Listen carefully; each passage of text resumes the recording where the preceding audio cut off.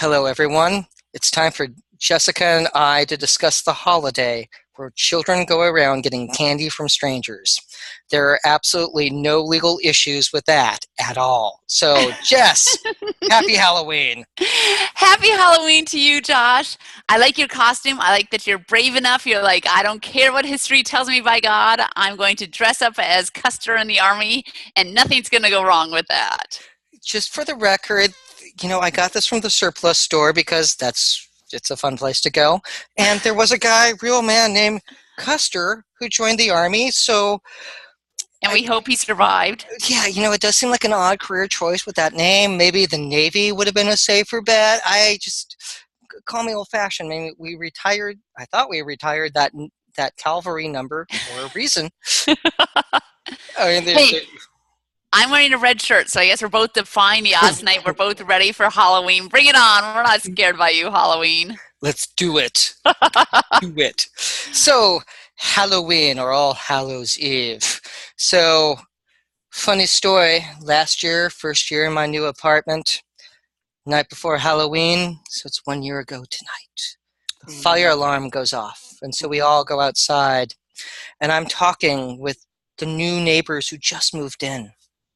And they're from Denmark, and they are super nice and super friendly. We're chatting away. And I ask, so what Halloween plans do you have? And they replied, oh, we don't celebrate Halloween. We're Christian. And I thought, I don't know what life like is in Denmark, but giving kids Snickers bars and Reese's Peanut cups does not mean we're holding conference with the devil. Speak for yourself, Josh. I make every kid swear an oath to the devil before I give them a chocolate bar. You'd be amazed how many of them do it. Oh, you Midwest girls. Oh, you just look safe, but in reality, nothing but trouble. That is true. It's funny you should say that because jumping right into Halloween legal issues, that actually is a recurrent legal problem that comes up.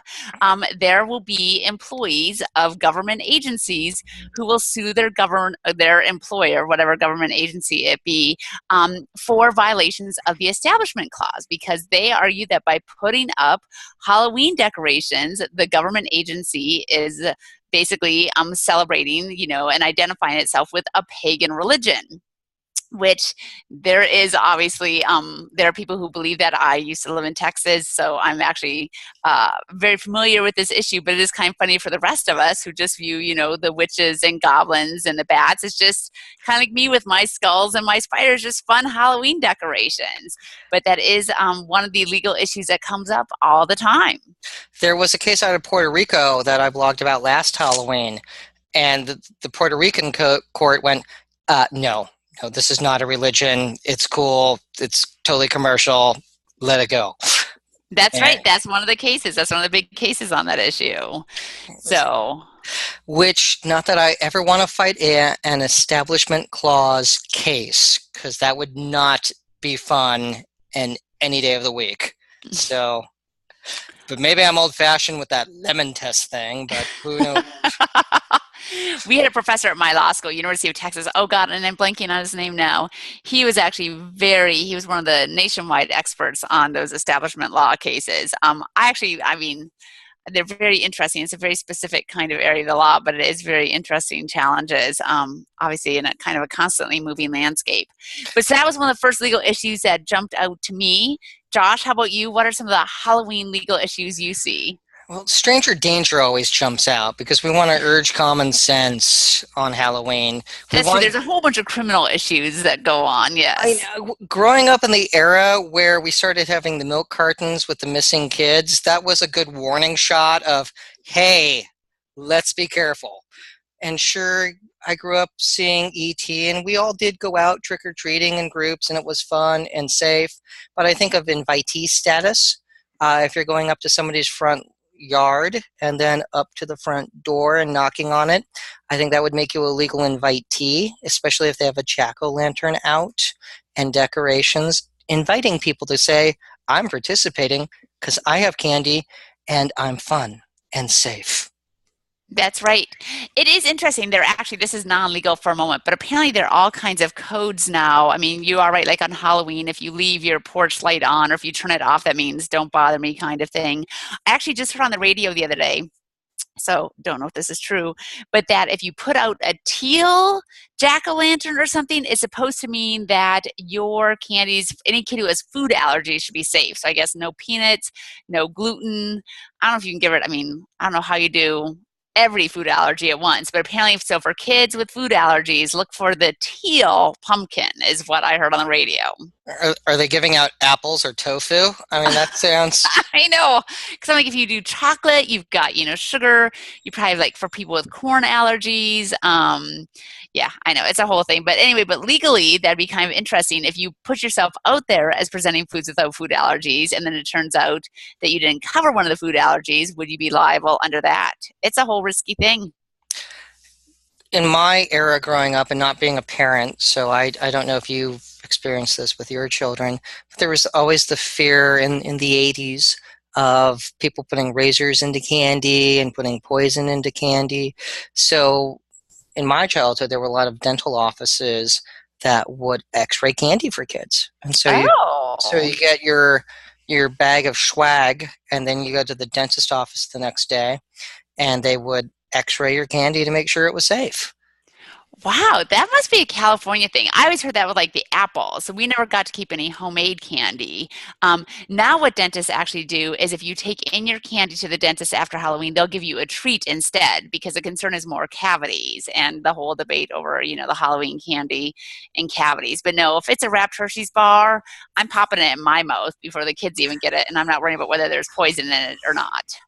Yeah, that's very good to know about you or personalities. But I will take note of that. So we, paramedic mom, we would always inspect it. We were always careful because there was that growing awareness because there were some freaks who did horrible things and started sucking the fun out of it. And so, No. which is why you see like church parking lots where they do a trunk and treat. And so going around to the different cars, friends were doing one tomorrow night, and he built the Flintstones car, and everyone's dressing up as a different character from the Flintstones, which is bloody awesome. So, Very cute. so that jumps out as how we've adapted to make things more safe because of tracking liability of like what house did that candy bar come from. That is true. That is not easy. Absolutely not easy. Well, Josh, see, I live in Wisconsin, and there have never been any weirdos or creeps or serial killers here in Wisconsin, so I'm fine and don't need to worry. Wasn't the BLT killer in Wisconsin? I think he was actually Kansas, but we have freaking Jeffrey Dahmer here. That's all my Oh, Minnesota relatives tell me is that, Wisconsin is full. I think there's actually more than that. Yeah. Who? Oh, Ted Bundy was from Wisconsin too. That's right. Holy cow. So yeah, for a small, beautiful, wonderful state, we do have our dark side as well. But it you know, came, not in it, my neighborhood. it came from the lake. So Anyway, back to non-criminal legal issues. Um, I was going to say, speaking of houses and invitees and everything, another common legal issue that comes up is people who have haunted houses, and they can either kind of do it personally, or that's become a whole business thing too. It's kind of crazy how the haunted house thing and the mazes and all that has exploded. But what happens sometimes is you're walking through a haunted corn maze and Jason jumps out with a chainsaw to scare you. You run away, you fall down, you break a leg, and you sue the corn maze saying, hey, I broke a leg because of you guys. The courts in those cases, the ones that I've seen anyway, have been very unsympathetic. They're like, you know what? You knew you were in a corn maze at night in the dark and you wanted to be scared. So really, you assume the risk. We're not feeling, we're not going to take care of you. So you get out of here. But there have been lawsuits like that where people running away from a bad guy in a haunted house, break a nose, break a leg, and try to sue. yeah, assumption of risk has to kick in. And so you went with the intention of being scared, and you got scared, and you ran, and you hurt yourself. Now, there was a haunted house that we were invited to that was in LA, and they invited us to the press one, and I can't travel to LA at the drop of a hat to go do something that sounds super fun. But Sure. but You're you not George Clooney. knew, Close, but not quite. yeah, I'm getting the gray hair. and I have dated lawyers, so it's you So know it's almost, the difference is negligible. it's ballpark. I'm a close runner-up. So ladies, there you are. If you lower your standards from George Clooney, you could have me. So uh, trick or treat. But Oh, so this haunted house in LA, it's professionally done, and you go through it, and you get airsoft rifles, and you fight zombies. And okay, that is pretty awesome. so this is the second year being invited, and I just looked at it, it's like, oh, I want to go because I mean I hate zombie movies. I'm not absolutely not into that genre at all. Me either. But there's something attractive about. So we suit up and maybe put on a GoPro camera too, and we're gonna go fight zombies. I think I could be down for that. Yeah, that would be pretty awesome. I think I can make that work. So if we're invited next year, I'll make more of an effort to go because that could be a lot of fun. That could be a lot I of fun. think you need to plan ahead for that. You cannot turn that down 3 times in a row. No, but they also included their liability release in the invite. So that was one of those, because you are firing the airsoft rifle and you are fighting zombies. So there you are. They may eat your brains, and you can, sign away your right to sue the owners for that. Just like Zombies candy. eat brains? I don't even know what zombies eat. Are they the ones who eat the brains? Old school zombies did. They would say brains. Now with Walking Dead, you really don't see that other than they'll take a bite out of somebody. So yeah, they've been non-discriminatory and just chewing on a foot or an arm. Ew. Yeah, again, not my bag. No, very icky. It's all gross and rotting flesh. I'm like, ugh, yuck. I don't get that at all. Not my thing. I'm not a horror guy, and so Me either. well, you're not a guy, so that would I'm not a horror girl then. there. Let's be I'm specific. not a horror person. Let's not be gender biased when discussing our prejudice against horror movies. We're being gender specific, or gender neutral, if you will. But so we get candy and zombies and liability releases, and it's fun. It's good, clean fun. So how about you? I've talked about a couple of the legal issues I've seen. What Halloween legal issues have you seen out there? Well, I was alerted to it by listening to the Monster Party podcast that our friend Matt Weinhold does with a bunch of his. And one of them, they talked about Elvira, and so it was one about monster hosts, and so giddy up, boom, papa, mom. Oh, sorry, I'm dating myself, but I can't hear that without thinking of the awesome Oak Ridge Boys song. But okay, go ahead. So back in the 70s, early 80s, because I remember them vaguely from my childhood, there was the weekday afternoon movie where they would show a horror movie. Or it might be Saturday night, and there were the hosts who would host these. Sometimes they were on, in my area it was Channel 2, some of the UHF channels have them, and with the explosion of cable, they went away, and so because you could do syndicated shows instead. Right. But the late night, Saturday night or Friday night, I was too young for it, but so I didn't watch it then, but there was Elvira who would host a monster show. And there was a lawsuit against her by the lady who played Vampira, if I remember right, was in the 1950s. And so there was a trademark case from Vampira against Elvira. And the claims included wearing similar outfits. Black bloody dresses? Yes. Yes, and so black hair. Black wigs, yeah. All right. So having that look, and Vampira lost.